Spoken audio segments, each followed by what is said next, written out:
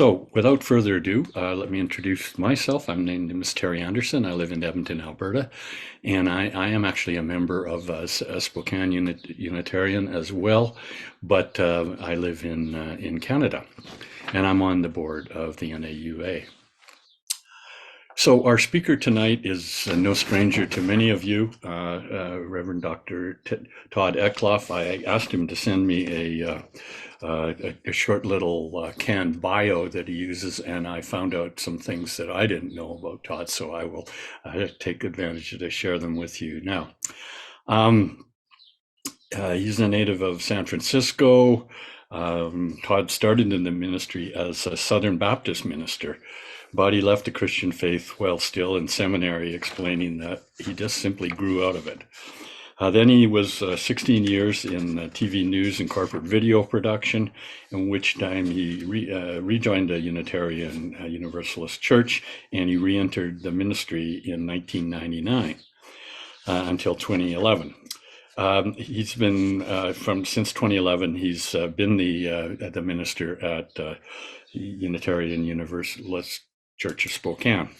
He's been widely appreciated for his environmental and gay rights activism, in addition to engaging in the areas of criminal justice, reform, restorative justice, the peace movement, and racial justice. He has 2 undergraduate degrees, one in philosophy, one in communications, a master's degree in religious study, and a doctorate of ministry. He's also a certified member of the American Philosophical Practitioners Association, and he lives with his wife and has 2 children.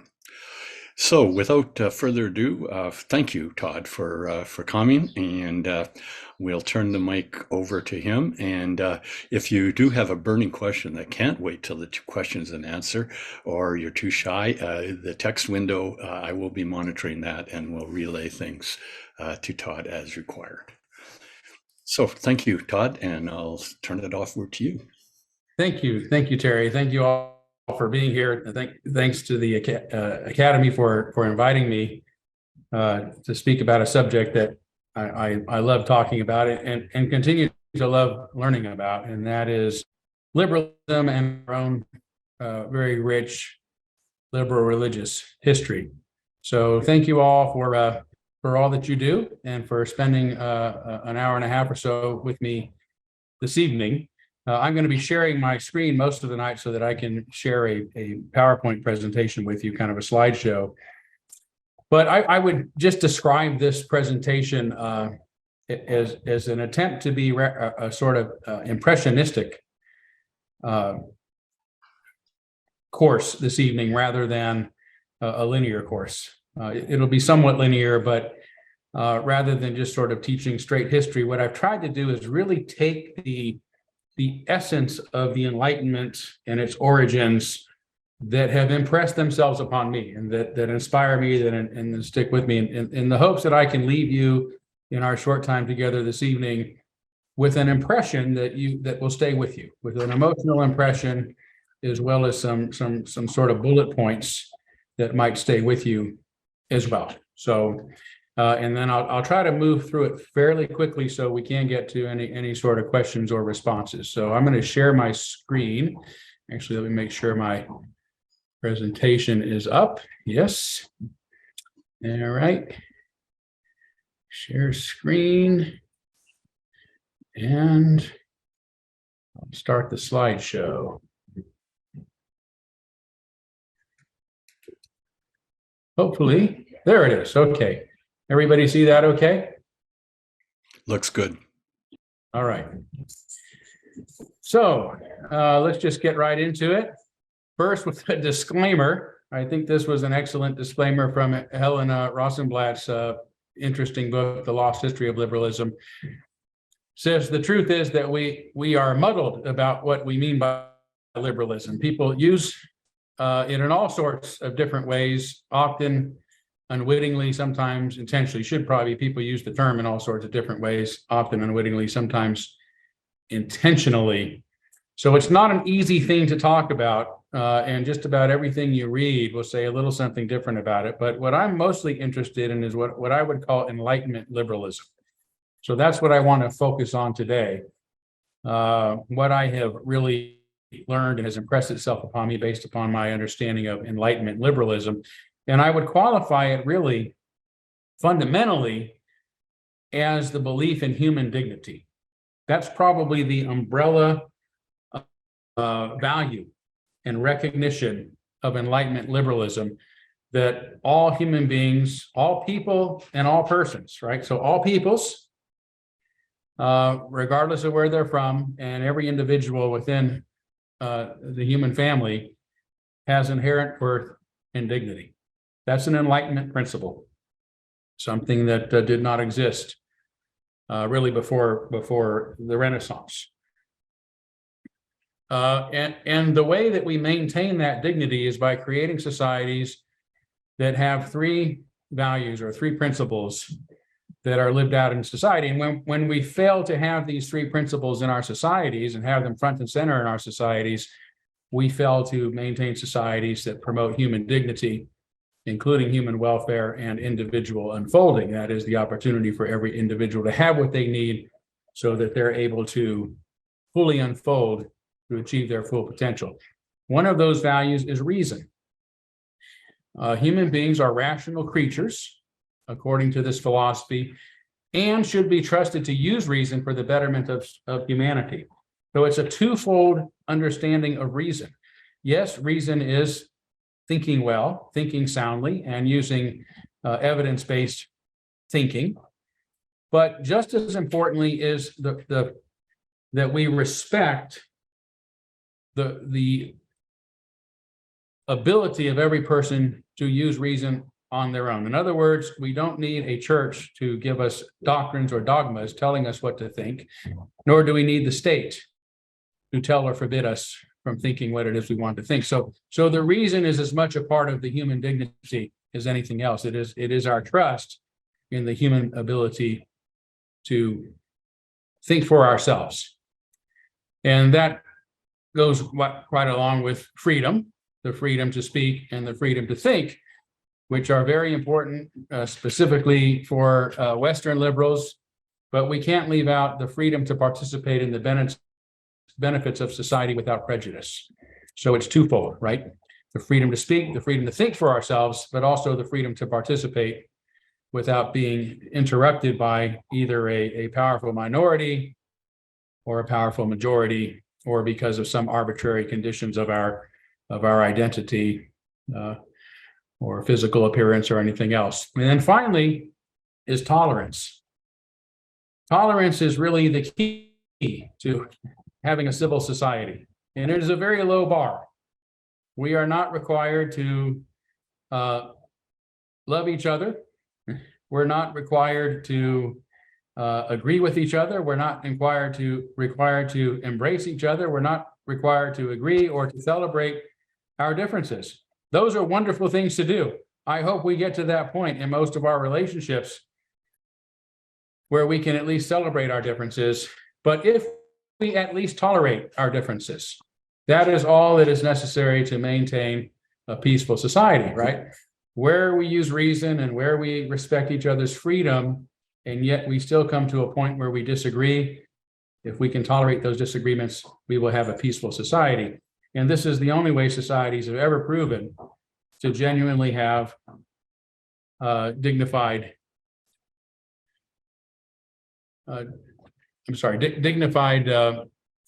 societies. I'm getting a phone call here. Oh, well, I just missed it. I was thinking it was probably somebody wanting on, but they hung up, so maybe they'll figure it out. Okay, let's move on to our next. So I'll talk a little bit more about these. Now, this is where kind of the Impressionism comes in. I could go into all sorts of philosophers and how they all sort of end up saying, boiling Enlightenment philosophy down to the same thing, but I'm just going to quote some of those who have impressed me. This is from Richie Robertson's latest book on the Enlightenment. I think I have it right here within my reach. You can see, if you can see my little window, it's a very big book on the Enlightenment. So I wouldn't want to go through that with you tonight, right? But something that he said is, the familiar term age of reason implying that humanity can henceforth be guided by reason instead of blind faith, goes back to the Enlightenment itself. So there's a point, somebody pointing us back to reason. In fact, you will remember that another term for the Enlightenment is the age of reason. Some have believed Enlightenment is synonymous with reason. In Liberalism and Its Discontents, Francis Fukuyama, in his relatively recent book, says the most fundamental principle enshrined in liberalism is one of tolerance. You do not have to agree with your fellow citizens about the most important things, but only that each individual should get to decide what they are without interference from you or from the state. That is a value that we all need to embrace. If the folks on Fox News and MSNBC embrace that principle, our countries, our world might be a very different place. And here's another great quote from Helena Rosenblatt. Some liberals said that Unitarianism could lead people to an even better religion, namely the religion of humanity. Others said that it was the religion of humanity.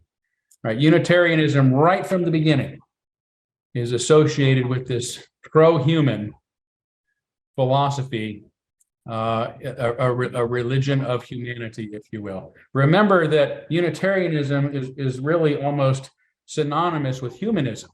Unitarianism doesn't simply refer to the belief in one God, but to the belief in a human Jesus. It is a what you call a humanistic Christology.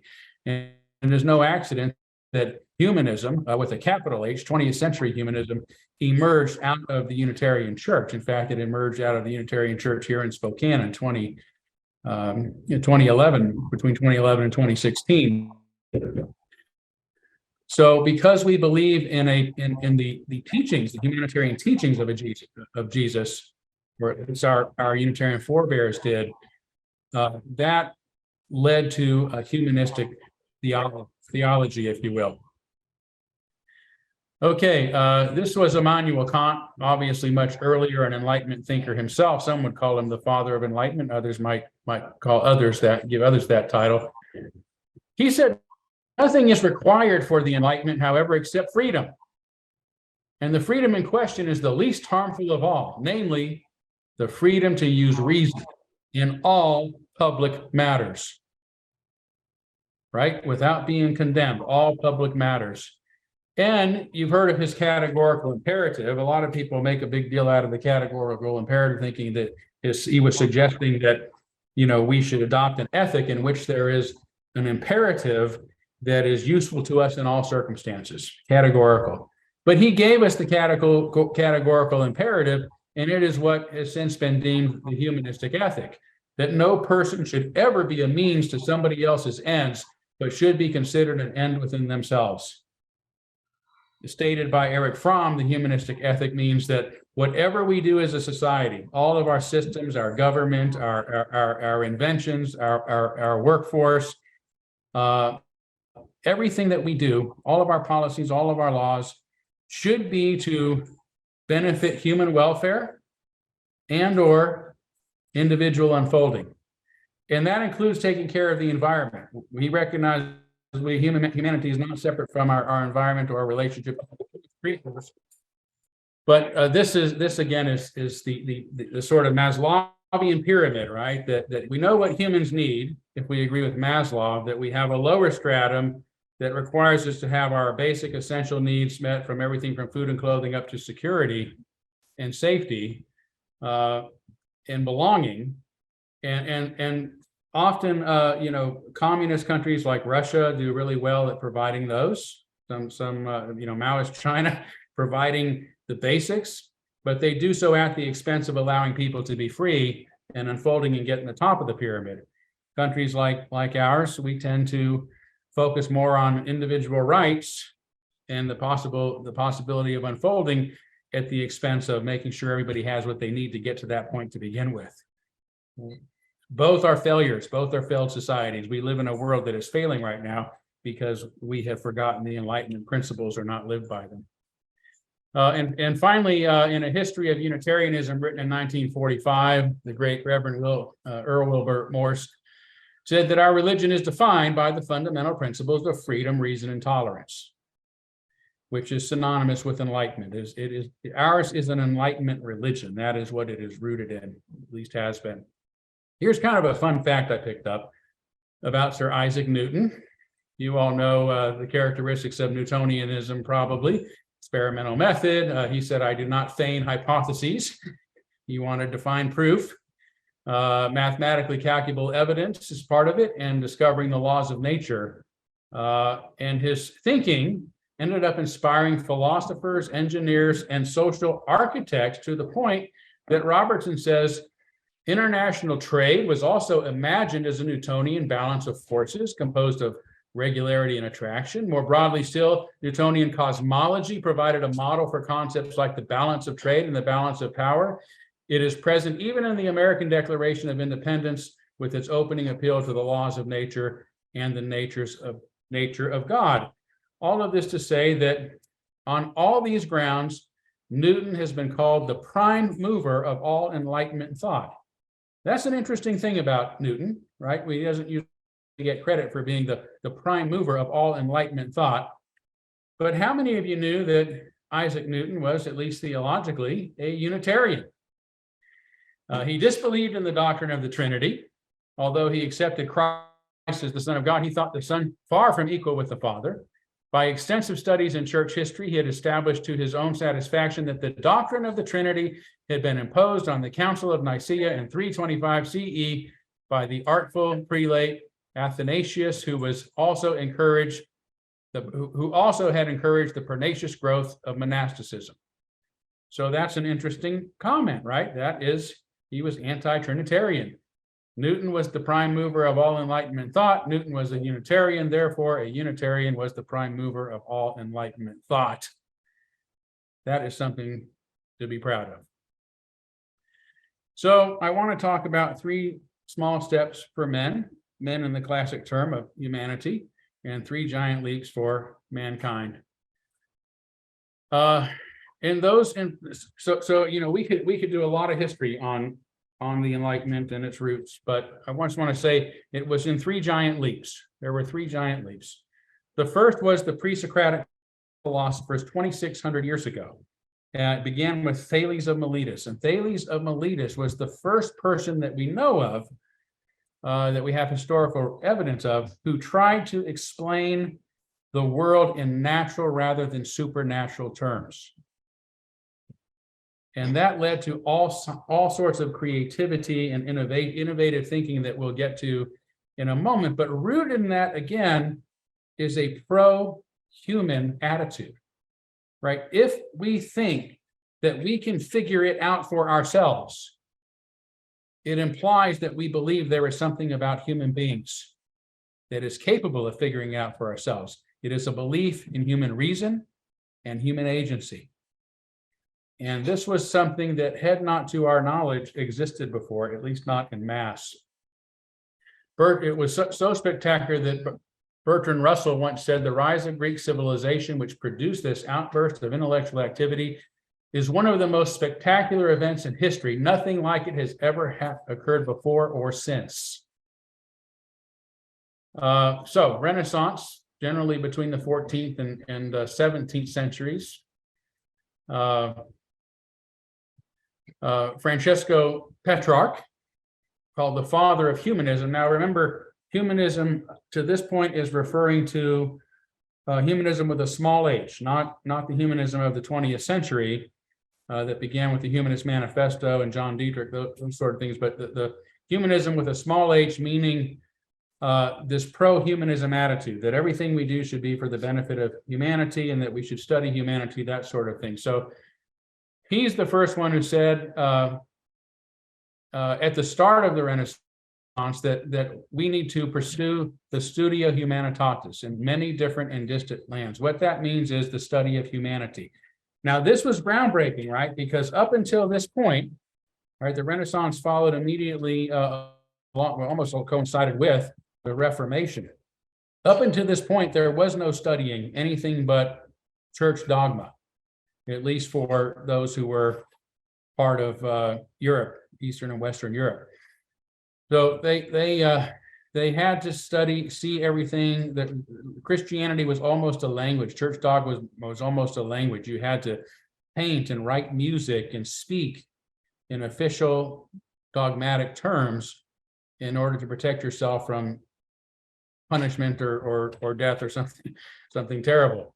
So to have somebody come out at the start of the Renaissance and say, we need to be free to study all the writings of humanity in different places and distant lands, was groundbreaking, a groundbreaking moment in history after nearly a millennium, nearly 1,000 years of human stagnation after the pre-Socratic philosophers fell out of grace, if you will. So what happened is Athens, where this started, ended up in the Peloponnesian War, and it broke the country, the people apart. It spread them apart. They were disenfranchised, and they never really did recover from that. And then when the Roman Catholic Church arose and really called all of that sort of thinking not heresy but paganism, they labeled it as paganism. It's estimated that 90% of the literature of antiquity was destroyed during this period. A lot of philosophical writings were lost, and so the pre-Socratics were forgotten about, right? The pre-Socratics, by the way, Aristotle called them the physikoi, the physicist. He would later call them the physicists, but Aristotle, of course, became labeled a pagan himself. So those teachings would have to be rediscovered during the Renaissance. And just as soon as they were, what the Renaissance really refers to is the renewal or the rediscovery of the pre-Socratic philosophers. They rediscovered those principles, that pro-humanism and the idea that we can explain the world in natural rather than supernatural terms. That's what they had rediscovered. And they were beginning to articulate it again at the start of the Renaissance as the Reformation took place and loosened some of the control that the Roman Catholic Church had. And then the third great leap was the Enlightenment, which occurred in the 17th and 18th centuries. And Baruch Spinoza said that the true purpose of the state is, in fact, freedom. Everyone is by absolute natural right the master of his own thoughts, and utter failure will attend any attempt in a commonwealth to force men to speak only as prescribed. We have to have freedom of speech in order for a society to succeed. Otherwise, it devastates our societies. And again, the reality is that humanity stagnated for 1,000 years during the reign of the Roman Catholic Church, during what is called the Middle Ages or the Dark Ages. So here's an Enlightenment person coming out and saying, we have to be free. That's the essence of a healthy society. Man is born free, and yet everywhere he is in chains. Rousseau, another Enlightenment philosopher, said. And then finally, John Locke, I esteem that toleration to be the chief characteristic mark of the true church. This is another big innovation. Tolerance was considered an evil by most people in society. Remember that ethics change, morality change. We can't judge people of the past by our ethics today, often because we've created inventions and technologies that allow us to be more ethical in our treatment, just as in the future, hopefully technology will be greener and people can look back and judge us for not behaving so well toward the environment. But John Locke said that toleration is a chief character. This is a huge theme in the Renaissance and in the Enlightenment.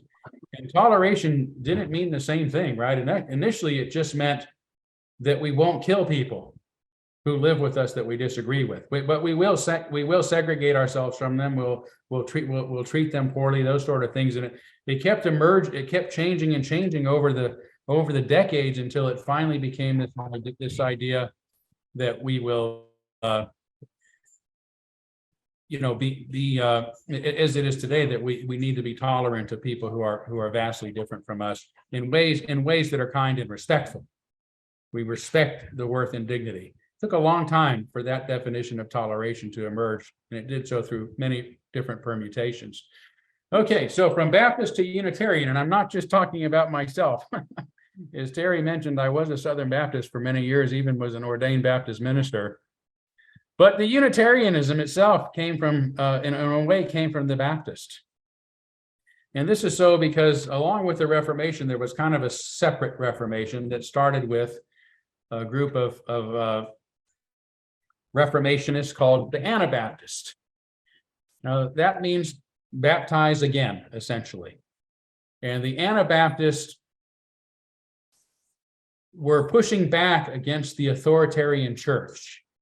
And they completely disagreed with the church baptizing infants with no understanding.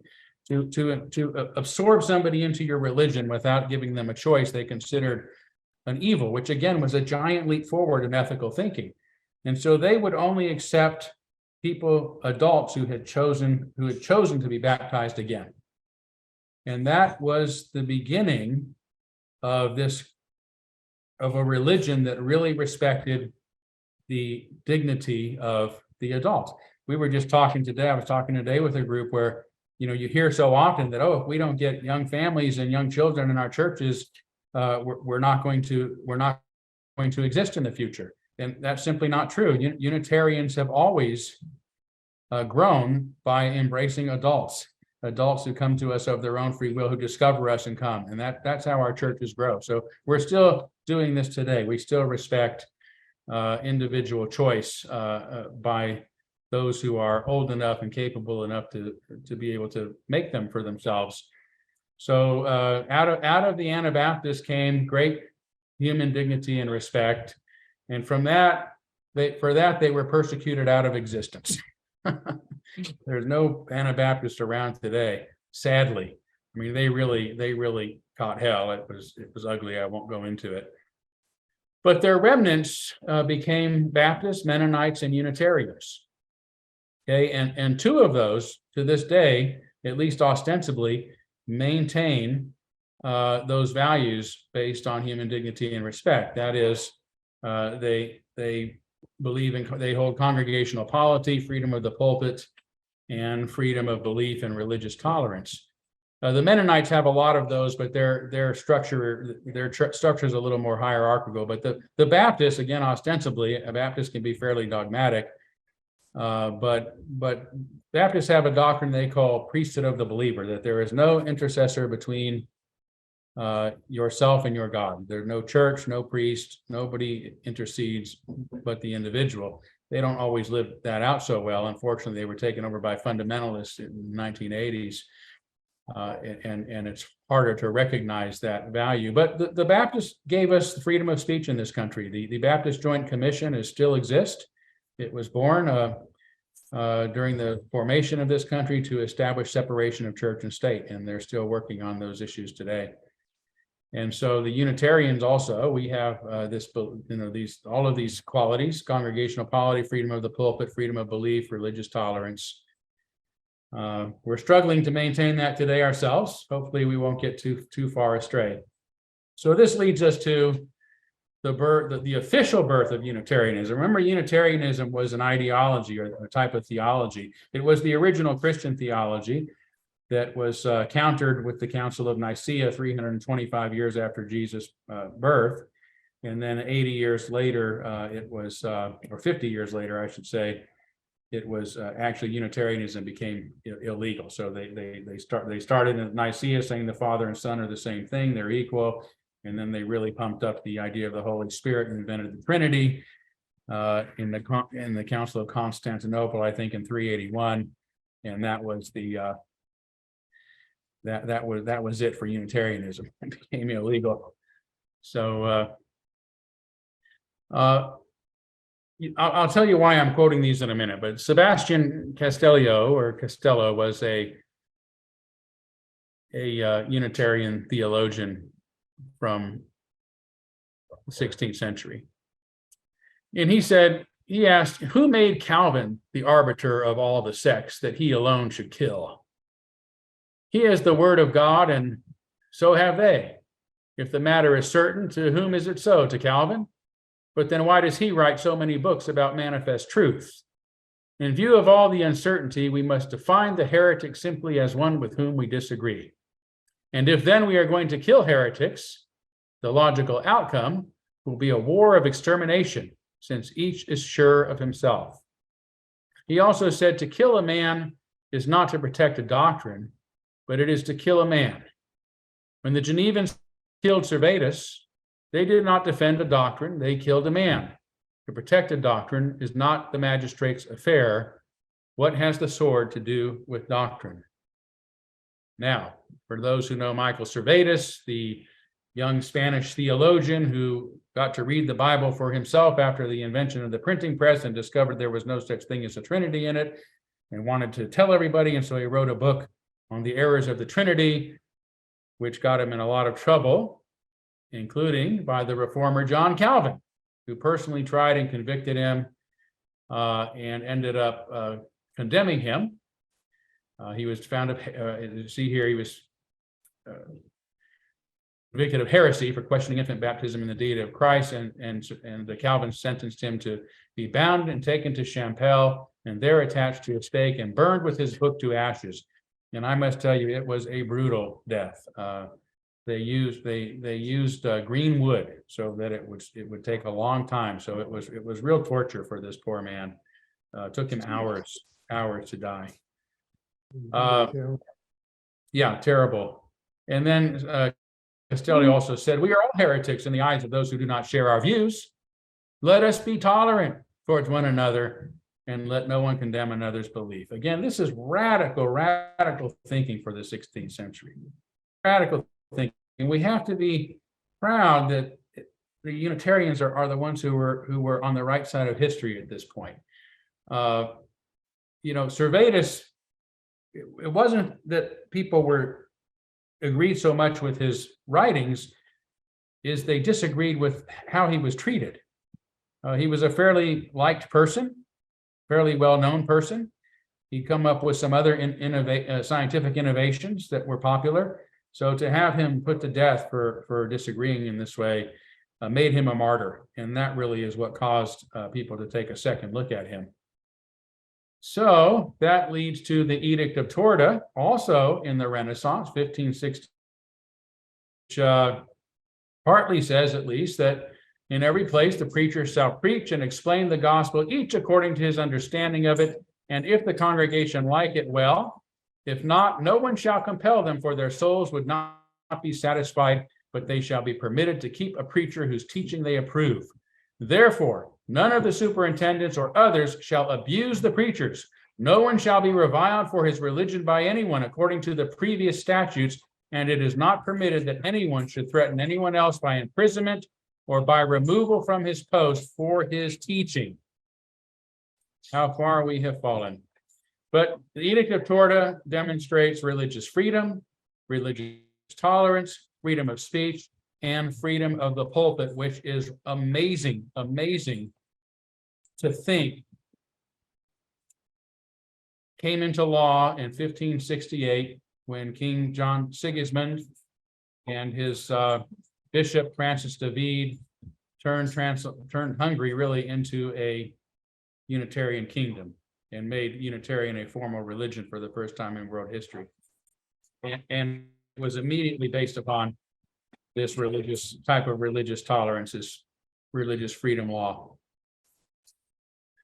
Okay, so now we're gonna jump ahead to talk a little bit about the flourishing. So what happened after the Renaissance? Remember, the Renaissance was a remembering of the qualities of the pre-Socratics prior to the Dark Ages, the reawakening, right?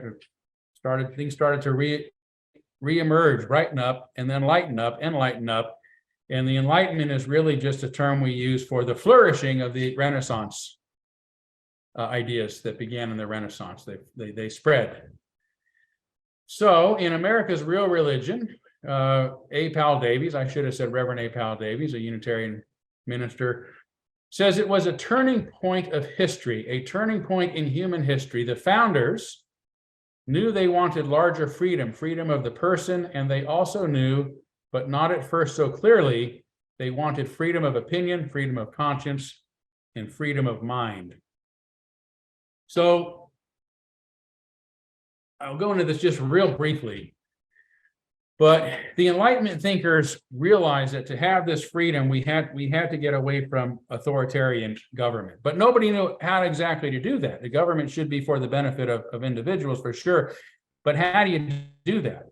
Do you just say everybody gets a vote and therefore that's how we govern? Well, that's not going to work so well. So there were a lot of different ideas about it. From Montesquieu, Rousseau, and Voltaire, and they wanted, some wanted a parliamentarian government, some wanted a monarchy, but it would be a monarchy in which the king was devoted to the welfare or the monarch was devoted to the welfare of the people. A parliament would be one that was run by the nobles of the country, leaving out the lower classes, if you will, because they're too stupid to really govern themselves, according to this idea. And then one would be constitutional, right? So it took a long time to figure that out, and it wasn't until the founders of the United States, and they were not the founders of this country because there were already people here when they got here, but the founders of the U.S. government, of the Constitution at least, they wanted to frame it as a democracy in which most people had some sort of voice in it. Again, really groundbreaking. He also said that President John Quincy Adams, together with Bulfinch, that should be capitalized, Gales, Calhoun, Judge Cranch, William Eliot, and others who were founding members of the congregation of which I am the present minister, were also among the early Unitarians. So by this time were many, if not most, of the leading figures throughout the country, including Jefferson. They wanted freedom of belief. Okay, so the founders of this country were not like the Eastern Europeans. The Eastern European Unitarians were born out of the Renaissance, and they really wanted tolerance and freedom to pursue their brand of Christianity. The Unitarians who emerged in the United States originally called themselves Arminians. It was a reference to a belief that human beings are born with both the capacity for good and evil. And then they later changed the name to Unitarians not because they said, well, we believe only in one God, but because they believed in the pro-humanistic Jesus, right? The human Jesus, whose teachings, Jefferson stripped the whole Bible of everything but the sayings of Jesus, and said, that's enough. So the humanitarian teachings of Jesus became central to what they were about. And these are the same folks who wanted to establish a government that was for the people and by the people. So that was a big innovation. So now let's talk about the progress. Okay, why should we want to maintain, preserve, restore, and help liberalism thrive in our world today? And I will say it is because it is the only value system that has ever truly allowed civilization to progress in meaningful ways. And where it is absent, humanity or civilization stalls, just like it did during the Dark Ages. Okay, so the pre-Socratics, for example, in finding the freedom to trust themselves and having the freedom to trust themselves, came up with scientific experimentation, Pythagorean theorem, heliocentrism, astronomy, musical octaves, evolution, atomic theory, elemental theory, rational numbers, meteorology, and medicine and surgery. In fact, one of the pre-Socratic philosophers, Hippocrates, how many of you have heard of the Hippocratic Oath that doctors still take today, right? That the Hippocratic Oath, that the first do no harm, right? Well, that's because originally when they first started suggesting surgery, there was a lot of argument. I don't know if we should be cutting into somebody to try to save them. That seems like a really bad idea. So Hippocrates was against it. The first thing we should do is no harm. So the first thing we should do is not cut into anybody. Thank God we don't consider the Hippocratic Oath to mean that today, or lots of people would be worse off in the world. But so see, these were real things that allowed us, we were able to develop these because we began to try to find explanations to the world that made sense, that were drawn from our senses. rather than belief systems, religious belief systems that, oh, the wind is blowing, I wonder what God is moving those trees today, right? Renaissance, human dignity, as we've seen, religious tolerance, religious freedom, humanism, small h, these are all innovative philosophies. These didn't exist during the Dark Ages, and to our knowledge didn't really exist prior to the pre-Socratic philosophers. The printing press came along during the Renaissance, which was a real technological game changer. I won't even go into how the spread of ideas facilitated the Renaissance as well as the Enlightenment. A revitalization of art, of course. It was no longer just art expressed in Christian terms, but you had greats like Shakespeare, Michelangelo, Dante, Milton, Sistine Chapel, Mona Lisa, David, and all of the art and writings and whatnot, literature from that period. Copernican theory, of course, Galilean theory emerged during the Renaissance. Real scientific breakthrough, real science was being done during this time. And then pacifism. How many of you knew this? Let me find my notes here. Yeah, the philosopher Desiderius Erasmus, who died in 1536, so he was right there in the midst of the Renaissance, wrote an essay called The Plea of Reason, Religion, and War and Humanity Against War. It says, if we were to calculate the matter fairly and form a just computation of the cost attending war and that of procuring peace, we should find that peace might be purchased at a 10th part of the cares, labor, troubles, dangers, expenses, and blood that it cost to carry on a war. And consider whether you can hurt him essentially without hurting at the same time and by the same means your own people. This was a call for pacifism during the Renaissance. The Enlightenment, progress, and I call it progress, we might call it innovation. Okay, innovation is another good term.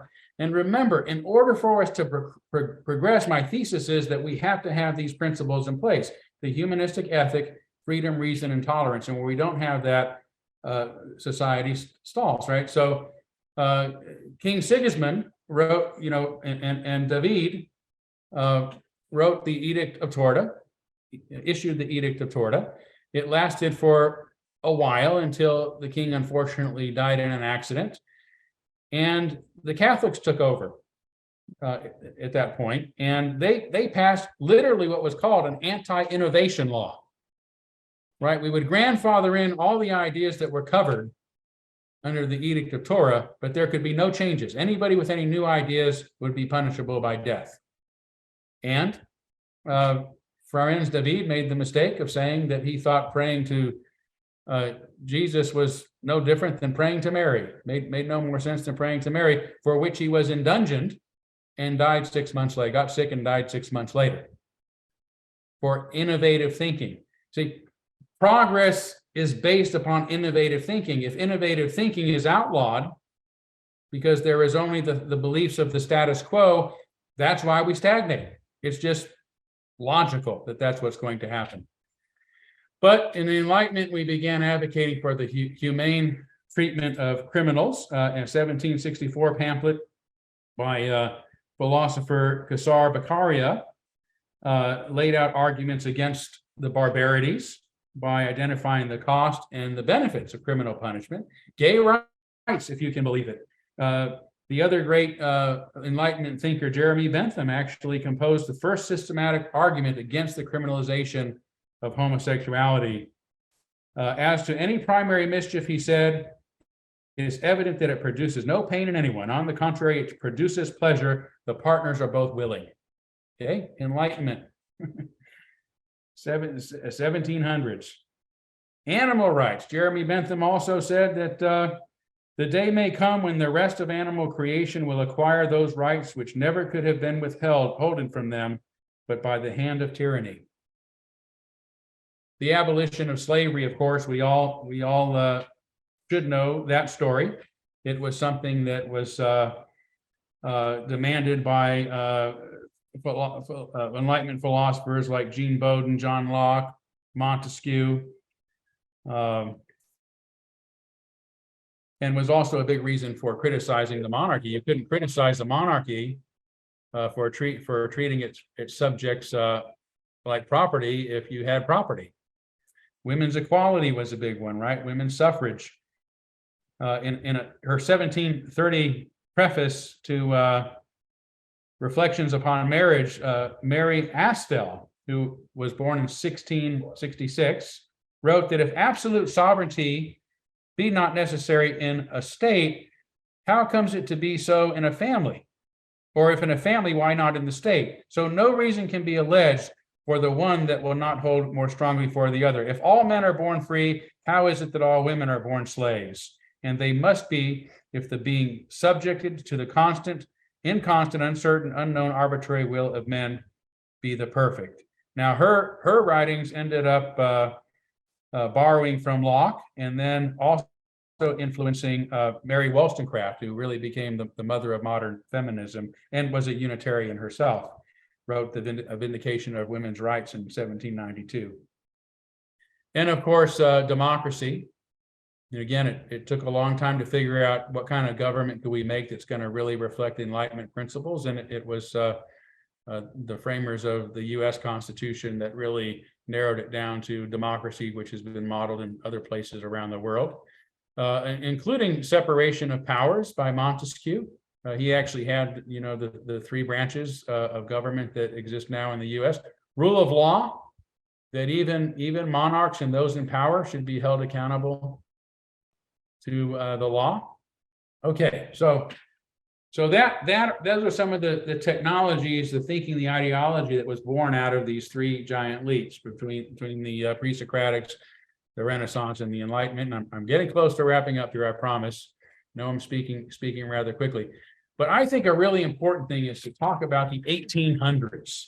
The 1800s are the aftermath of the Enlightenment, right? It's before things started to get shut down when these philosophies that were anti-objectivity, anti-logic, anti-empiricism began to emerge, leading to things like Romanticism and postmodernism and whatever we call the sort of illiberalism that's going on today. Before that hit, starting in the 20th century, the 18th century is widely regarded as one of the most, if not the most, innovative times in human history, even compared to today. So, during that period, there were microprocessors, radio, thermal power, hydropower, household electricity, electric irons, steel skyscrapers, steam turbine, vending machines, combustion engines, elevators, revolving doors, electric streetcars, cash registers, X-rays, UV light, infrared light, microwaves. I got microwaves twice. I love microwaves. Chain-driven bicycles, you name it. I mean, these are just some of the inventions, the innovation that was set free when people's minds were set free during the Enlightenment period. This is what happens in a society. It happened to the pre-Socratics, it happened after the Renaissance, and it happened after the Enlightenment.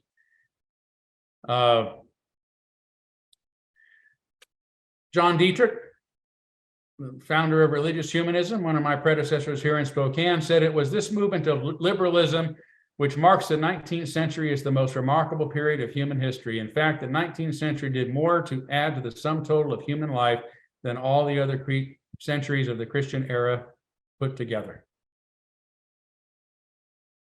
Heinrich Treitschke, German philosopher, I should say, said everything new that the 19th century created is the work of liberalism. And Francis Fukuyama, historically, liberal societies have been engines of economic growth, creators of new technologies, and producers of vibrant art and culture. This occurred precisely because they were liberal. It is the result of liberalism. And finally, Fukuyama also points out that slaves were becoming empowered through increasing consciousness of their own worth, right? Slaves were being impacted by the Enlightenment thinking and were demanding themselves to be free. And that, again, is the importance of this ideology, that we cannot claim to uphold these values when we treat people as a means to our own ends. So I'm just going to summarize now, okay?